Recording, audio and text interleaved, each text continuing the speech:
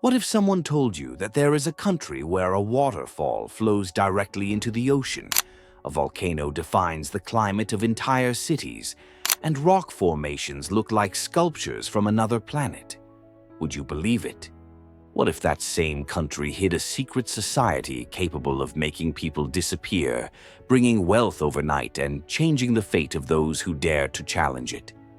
Well, it's true. All of this is within the same border. Today, Bello Mundo takes you to Cameroon, a place where the real and the supernatural walk side by side. A country full of contrasts where faith, beauty, and mystery blend together on the same map. Number 1.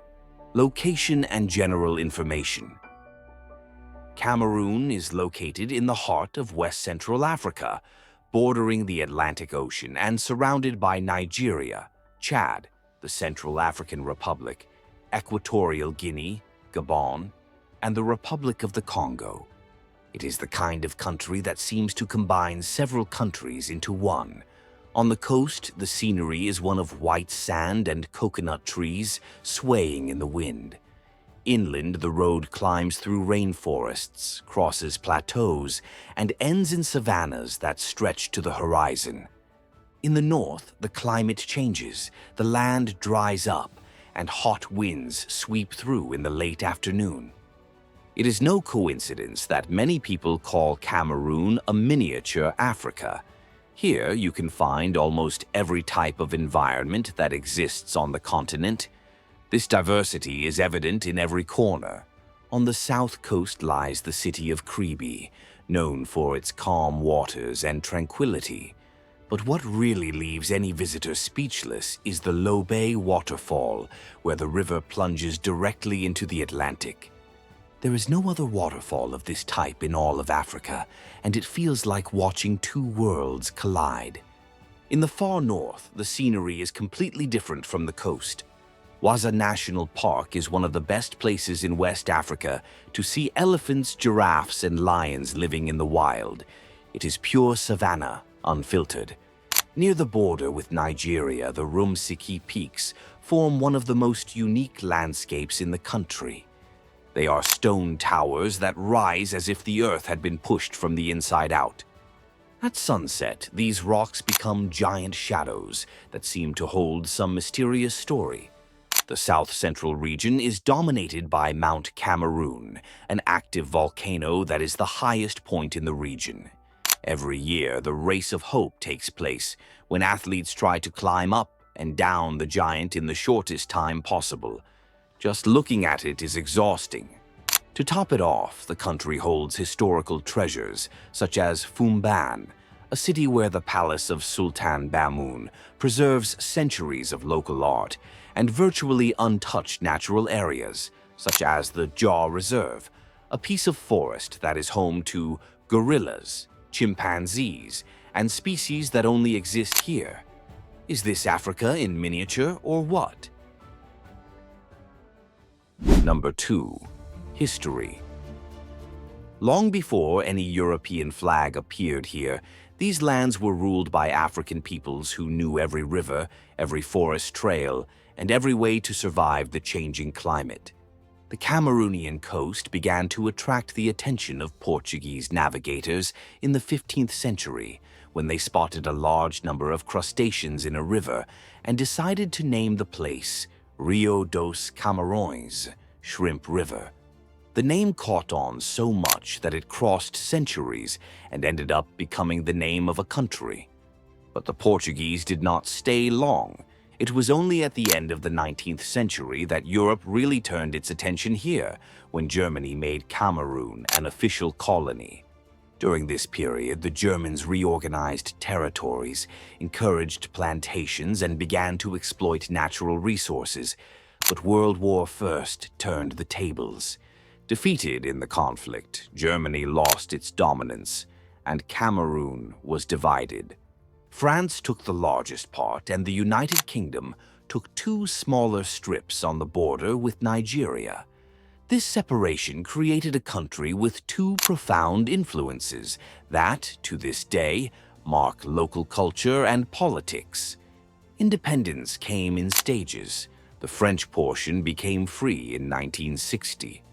The following year, part of the former British territory voted to join the new state, forming the Republic of Cameroon. However, the beginning of independent life was not exactly peaceful.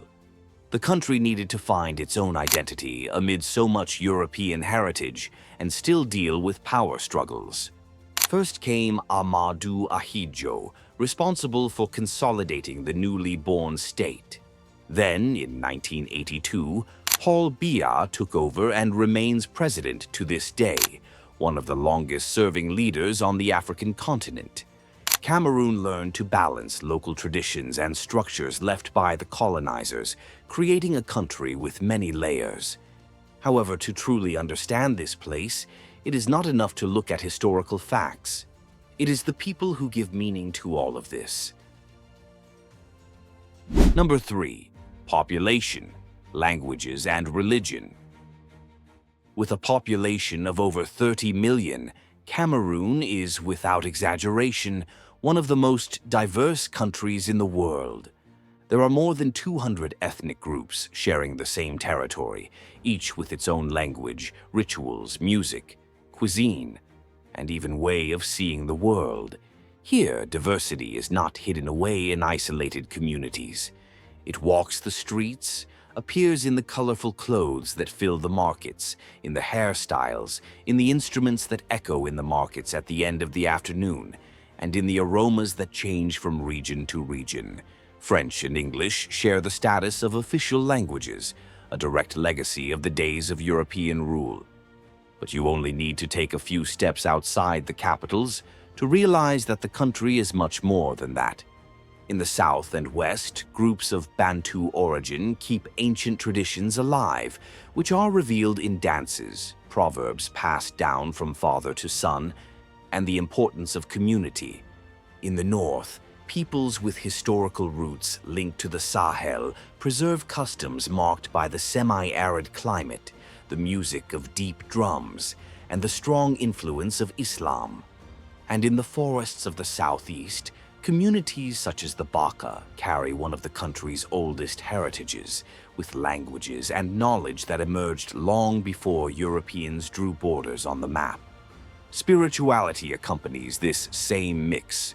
Most Cameroonians are Christian, but Islam organizes rituals and customs in much of the north. And alongside these two major religions, traditional beliefs survive that respect nature spirits, sacred trees, and stories about ancestors who protect the villages. Number 4. Customs and beliefs. If there is one place where culture and spirituality truly go hand in hand, it is Cameroon.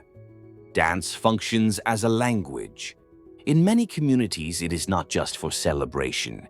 It heals, guides important decisions, and connects the world of the living with the world of the ancestors. One of the most striking examples is the Noon ritual in Fumban, the central city of the Bamon people. It has been taking place for about 6 centuries and serves as a moment when the king must listen to what the people have to say about his leadership.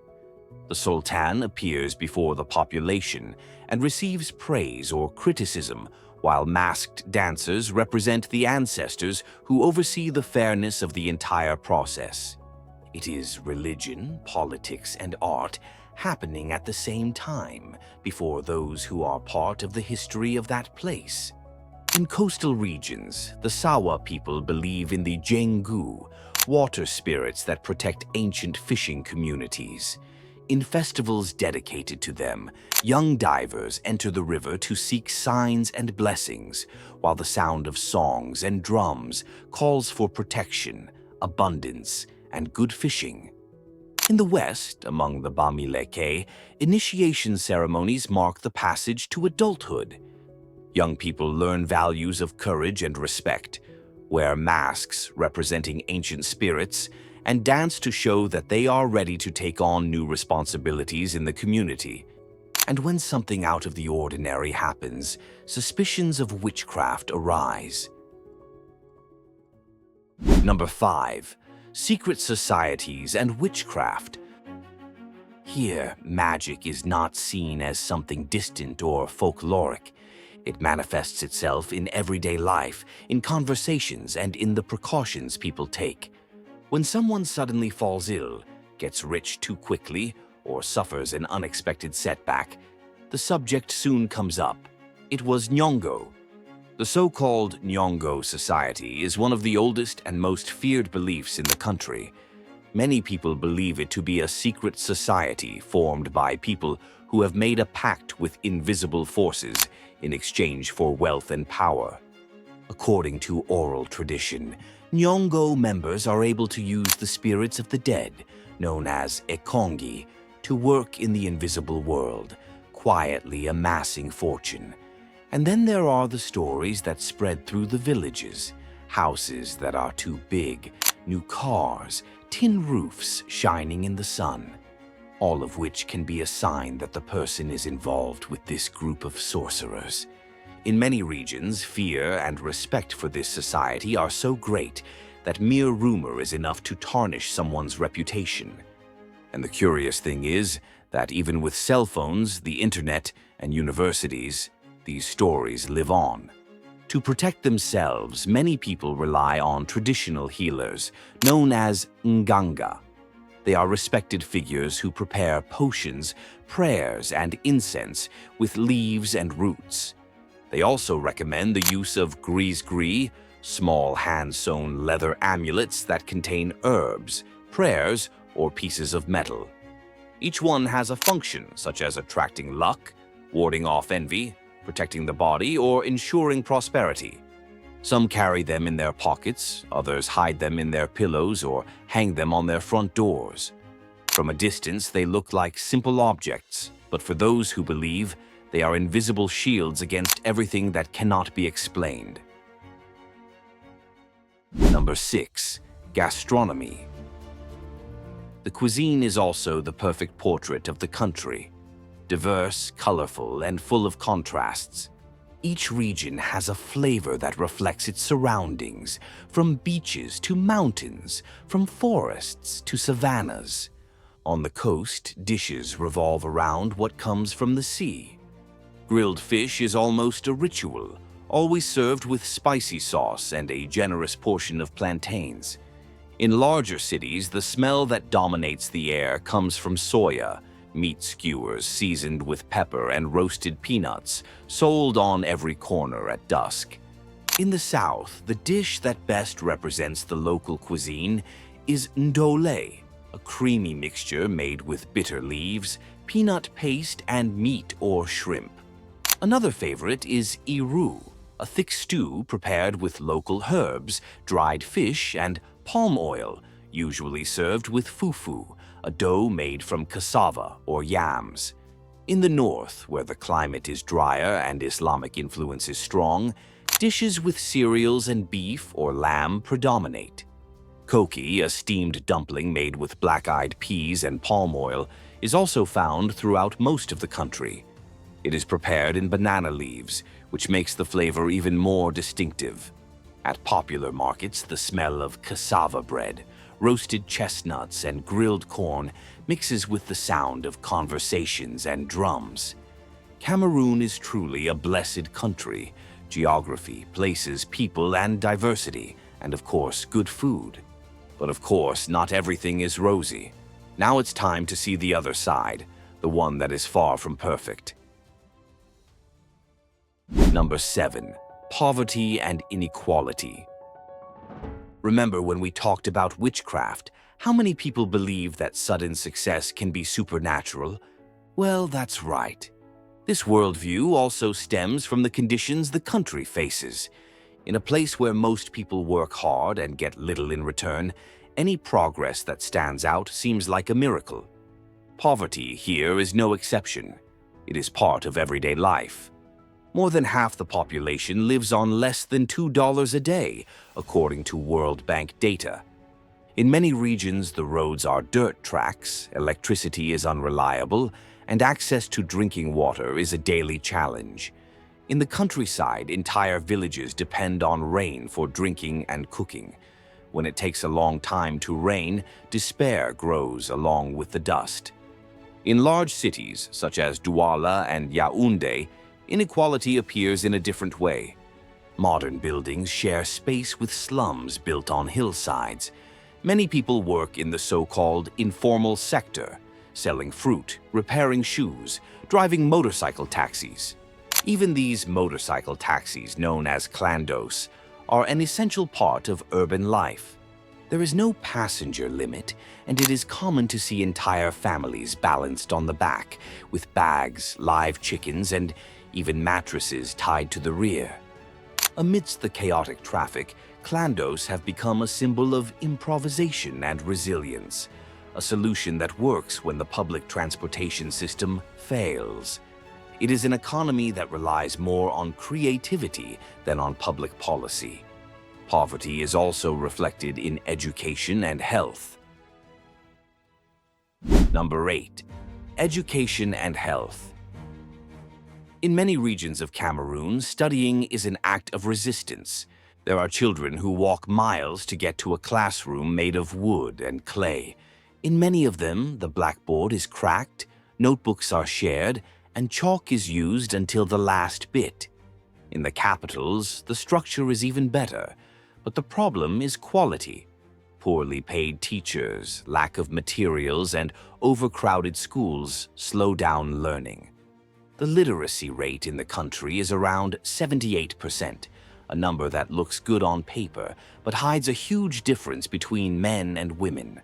Many girls drop out of school while still in their teens, either because of early pregnancy, lack of resources, or because they need to help at home. In many villages, education ends before the dream even begins. In the area of health, the situation is equally harsh. Public hospitals suffer from a lack of medicines, doctors, and equipment. In certain regions, there is only one doctor to serve tens of thousands of people. Those who have money seek out private clinics. Those who do not have money depend on luck, faith, or traditional medicine. Malaria is still the leading cause of death in the country, and cholera outbreaks continue to occur in communities without treated water. Another serious problem is the HIV rate, especially among young women. Despite prevention campaigns, treatment does not always reach those who need it most. And when it does arrive, there is often a lack of infrastructure to maintain follow-up care. Number 9. Insecurity and conflict. In addition to poverty, Cameroon faces another problem that weighs heavily on the lives of many people: insecurity.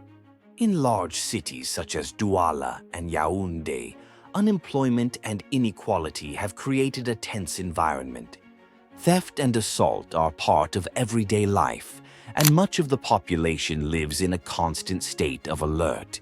Having your cell phone stolen on public transport or being stopped by a police officer asking for a bribe is not uncommon. The police, who are poorly paid and poorly trained, are often seen as part of the problem rather than the solution. But the most serious challenges are far from the capitals. In the far north of the country, the presence of the extremist group Boko Haram, coming from Nigeria, has turned the region into a territory of fear. Villages have been attacked, families have fled, and entire communities have had to start from scratch. The border has become synonymous with uncertainty. Even with the armed forces trying to contain the attacks, the risk remains, and thousands of people still live displaced within their own country. Further south, another conflict has been challenging the government for years. It is the so-called Anglophone crisis, which began in 2016. As we mentioned at the beginning of the video, the country has two official languages, French and English, but political power has always been concentrated in the French-speaking part. When groups in the English-speaking regions began to demand more autonomy, the confrontation turned into war. Schools were closed, civilians were attacked, and once peaceful cities became fields of fear. It is estimated that more than 6,000 people have died, and hundreds of thousands have been displaced. It is a reality that rarely appears in the news, but one that defines the daily lives of millions of Cameroonians. Under these conditions, it is not difficult to understand why so many people seek answers outside the visible world. Faith and superstition end up serving as a way to balance what reality does not offer. Even with so many difficulties, there is an impressive silent strength. People continue to smile, celebrate, and create. Cameroon is a country that resists, even when everything seems to conspire against it. And perhaps it is precisely this mixture of hardship and hope that explains why, here, the invisible still has so much power. And now I want to hear from you. Had you ever heard of Cameroon? Tell us in the comments what caught your attention the most. And of course, if you liked the video, leave your like, subscribe to Bello Mundo, activate the bell, and share it with someone you love, history, and curiosities.